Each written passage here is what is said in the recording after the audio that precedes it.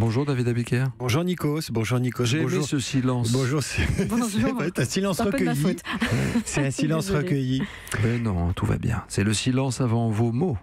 C'est le silence de la veillée en fait. Ce matin dans la presse, ils sont venus, ils sont tous là. Les journaux, les régionaux, les nationaux. Célébrer Charles Aznavour évidemment, formidable, fredonne le Figaro. Pour Ouest France, Le Monde pleure. Immense pour la Nouvelle République. Adieu monsieur, s'incline le Télégramme. Et même l'équipe qui s'adresse à l'Olympique lyonnais se fend d'un emmenez-nous. Qu'elle a injecté à haute dose d'Aznavour dans ses colonnes. Mais c'est peut-être Libération qui a le mieux saisi la surprise, la tendresse et l'appétit de vivre du grand Charles avec ce portrait en noir et blanc où derrière le vieil homme, l'enfant plein de naïveté semble encore s'émerveiller du cadeau qu'est sa jeunesse. Hier encore, titre Libération. Mon cher David, on va commencer avec un document publié dans La Croix. Alors là, c'est un hasard, mais quel hasard! Oui, le hasard d'une exposition au musée de l'armée à Paris. La Croix consacre un dossier aux guerres qui ont secoué l'Est de l'Europe entre 1918 et 1923.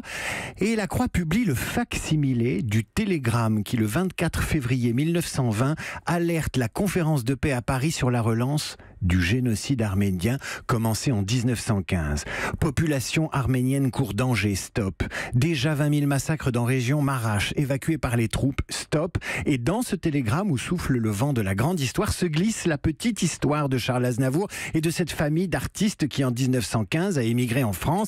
Je suis né au bout du voyage de l'enfer, là où commence le paradis de ce qu'on appelle l'immigration, disait Charles Aznavour, cité ce matin par Marianne.fr, qui voit dans l'itinéraire de cet enfant d'Arménien devenu français un symbole universel, car il y a l'artiste célébré partout ce matin dans la presse, mais également la figure internationale à qui les journaux étrangers rendent ce matin hommage. Pour Courrier International, le monde entier pleure le crooner français. Les États-Unis étaient devenus sa seconde maison, rappelle le New York Times. Bob Dylan le considérait comme l'un des plus grands sur scène, souligne Variety. Au Québec aussi, l'agence La Presse canadienne évoque cette confidence d'Aznavour qui avait avec les Québécois le français en partage. Ouvre les guillemets. C'est Aznavour qui parle. L'Arménie est mon âme et le Québec plutôt mon cœur. En Espagne, El País aime se souvenir qu'Aznavour était vénéré dans les endroits les plus inattendus comme Cuba. Et le quotidien espagnol insiste aussi sur ses débuts difficiles. Il n'avait pas une bonne voix, il n'était pas beau, pas même grand. Il n'avait rien pour triompher sur scène comme le lui disaient les critiques au début de sa carrière. Et il avait chanté la plupart de ses chansons en espagnol. Des critiques, vous l'avez dit, très féroces, qui sont rappelées ce matin dans les journaux. Oui, ça fait dire à l'académicien Marc Lambron dans le Figaro qu'Aznavour, c'est l'histoire d'une disgrâce surmontée. Et on a du mal, Nikos, à imaginer qu'un artiste puisse aujourd'hui être pourri par la presse et le microcosme comme le fut Aznavour à ses débuts. Trop petit, trop moche, rappelle le Parisien. Il ne faut pas laisser chanter les infirmes. Il en a entendu Charles Aznavour l'enrouer vers l'or, disaient les mauvaises langues, tandis que la presse anglaise l'avait un temps surnommé As No Voice, n'a pas de voix. Une presse pas tendre et pourtant Aznavour, lui, il aimait la presse. Ah, il la lisait goulûment chaque jour pour tirer d'un fait divers ou d'un fait de société le texte d'une chanson. Qui sait d'ailleurs si ce matin il n'aurait pas été intéressé par la voiture électrique et le discours choc du patron de Renault, Carlos Ghosn, à la une des Échos. Ça lui aurait peut-être inspiré une chanson sur l'environnement, comme La Terre meurt, composée en 2007, à moins que la démission de Gérard Collomb, remise et refusée par Macron hier et Comté, aussi dans le Figaro, ne lui ait inspiré une chanson sur un de ces couples qui n'arrivent pas à se séparer.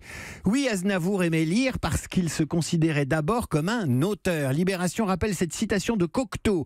Avant Aznavour, le désespoir était impopulaire. Il l'a rendu sympathique. De Victor Hugo à Céline en passant par le rap et le slam, Aznavour confiait au Figaro qu'il a toujours beaucoup lu. Il disait aussi, c'est parce que je suis vicieux que j'écris, car l'écriture va au-delà du plaisir. Alors il faut laisser à l'auteur le mot de la fin et lui poser la seule question qui vaille. Quel est le secret d'une bonne chanson, Charles? C'est quoi une bonne chanson? Pour moi, une chanson, c'est tout d'abord un texte qui rime merveilleusement et qui dit quelque chose qui peut vous toucher. Alors moi, j'écris d'abord le texte et ensuite la musique. Je vais vous montrer à peu près comment cela se passe habituellement. Il faut boire jusqu'à l'ivresse sa jeunesse. Avant que le sourire et nous quittons l'enfance, avant que de savoir la jeunesse s'enfuit, cela semble si court que l'on est tous surpris qu'avant que de comprendre, on quitte l'existence. Sa jeunesse, c'est une chanson qu'Aznavour commençait par dire sur scène comme un poème pour ensuite la chanter accompagnée du piano pour expliquer au public ce qu'est une bonne chanson. Merci pour cette revue de presse musicale aussi. David Abiker, on vous retrouve tous les matins sur Europe 1 à 8h30.